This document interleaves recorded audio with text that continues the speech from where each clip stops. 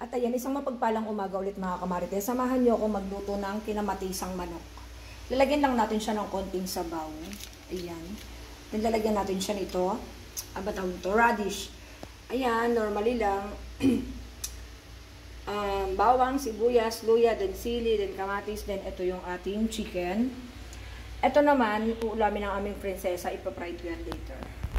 Ayan, nagpapainit na ako ng kalan guys. At tayo ay magigisa na. Lalagay ulit natin ang ating cellphone dito sa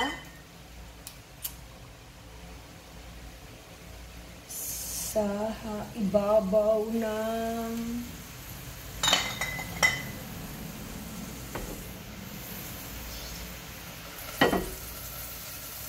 ayan, igigisa na natin ang bawang sibuyas. Sabay-sabay na natin siya. Bawang sibuyas din sili, yan. Kunti tayong luya. Gitna natin ang ating kamatis. Ang pagpaalat natin guys ay patis. Lagyan natin siya ng paminta para mabangyo. Ayan, habang ginigisa natin. Then, takpan lang muna natin siya. Hayaan nating madurog ang kamatis. Ayan siya guys. Taring!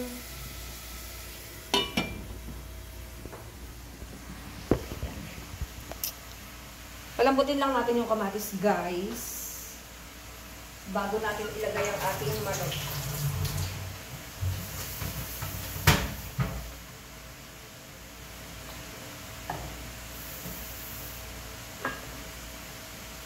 Ito ang pangsabaw natin, isang tasang tubig galing sa Angat Dam.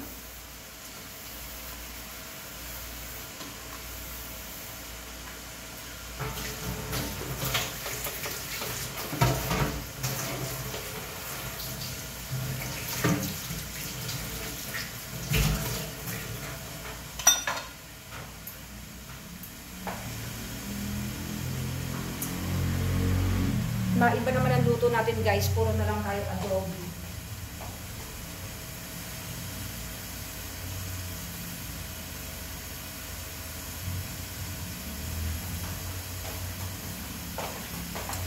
Ayan, at pwede na to.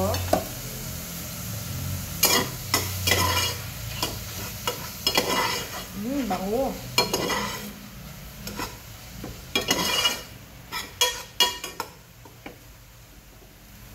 Ayan, pwede na yan guys. Lagyan na natin ang ating chicken para mag-isa rin siya. After ng gisa, lalagyan na natin siya ng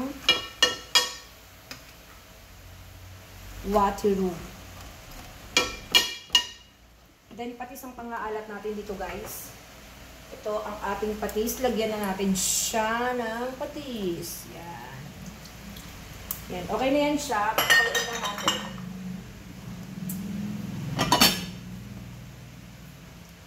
Susunod na natin ang ating ayan, hayaan lang natin siya dyan mag-isa sa buhay niya. Bahala na siya dyan mag-isa. Susunod na natin tong labanus. Then, yung konti nating sinigang mix. And then, ang ating sabaw na isang tasa. Okay. At ang ating chicken minamarinate, ito na pala. Ano lang to guys, patis, then konting asin, tsaka kalamansi. Piprito natin yan siya later. Imamarinate lang natin. Tikman natin ang lasa. Yummy. Parang kulang siya sa alat guys.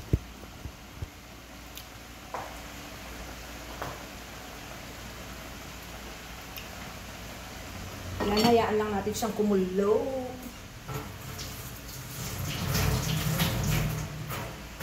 Hayaan lang natin siyang kumulo sa mahinang apoy.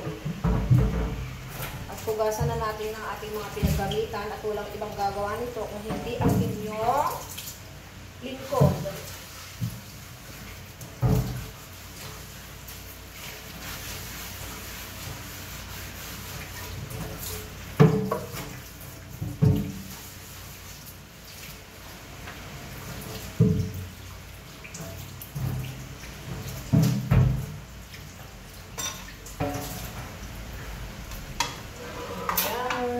aming rice ay marami pa. Actually, halos wala pang bawas.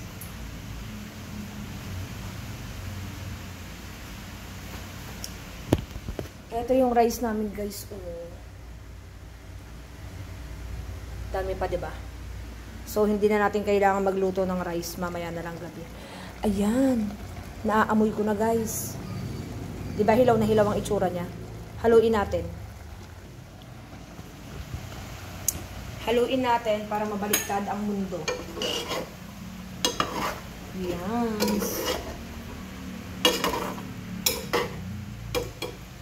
Ayan lang natin siyang magkulo-kulo dyan.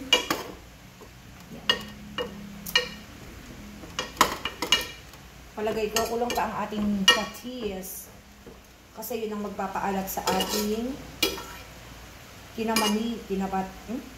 bulol. Kinamatisang manok. Yan, lagyan pa natin ng mga isang garapong patis. Para maalat na maalat, hindi nila makain. Joke! Yan. Hayaan lang natin siyang kumulo, guys.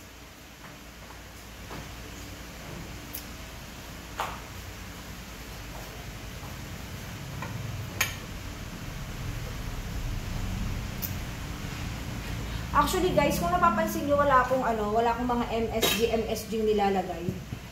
Sabi kasi ng nanay ko,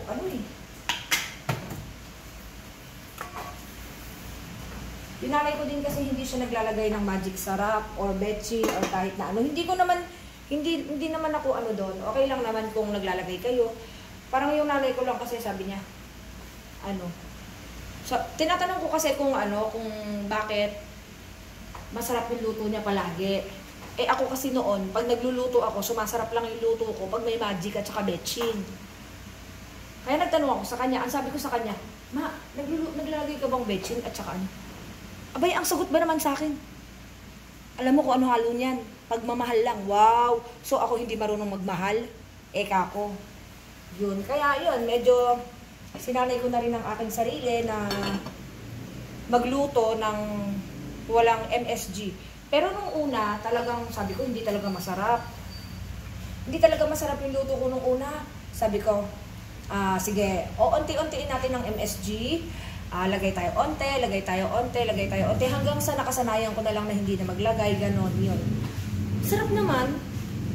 Hindi naman nagrereklamo ang aking pag-ibig. At ayun lang ang kwento ng aking pagluluto. Ayan. Kumukulo-kulo na siya, diba? Bye for now, mga kamarites. Bye! Bye!